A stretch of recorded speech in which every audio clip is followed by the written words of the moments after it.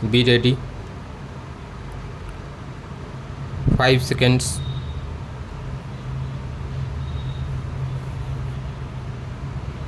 Start. The appellant was convicted by the trial court under section 306 IPC on the allegation that his farm labor (deceased) committed suicide because of the harassment meted out to him by the appellant.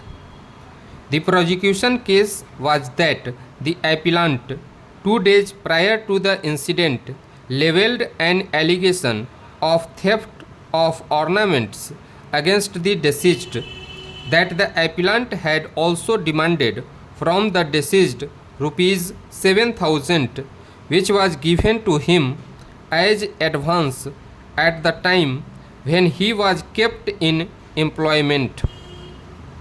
The conviction was affirmed by the High Court. In the instant appeal filed by the accused, it was contended for the appellant that the conviction of the appellant was sustainable as no ingredients of the offence punishable under section 306 IPC were made out. Abatement involved a mental process of instigating a person or intentionally avoiding a person in doing of a thing without a positive act on the part of the accused to instigate or aid in committing suicide. Conviction cannot be sustained.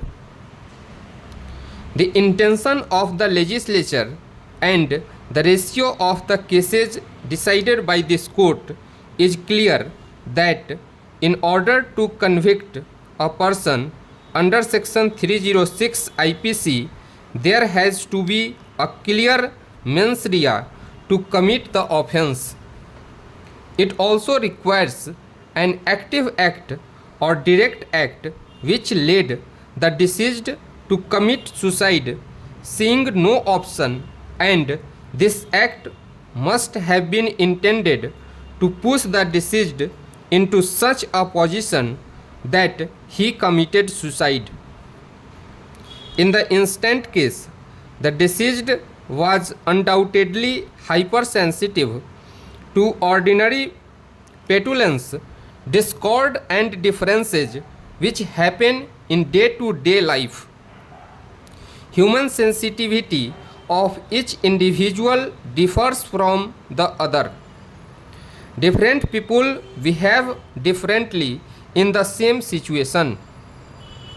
In the light of the provisions of law and the settled legal positions crystallized by a series of judgments of this court, the conviction of the appellant cannot be sustained. The word suicide in itself is nowhere defined in the Indian Penal Code.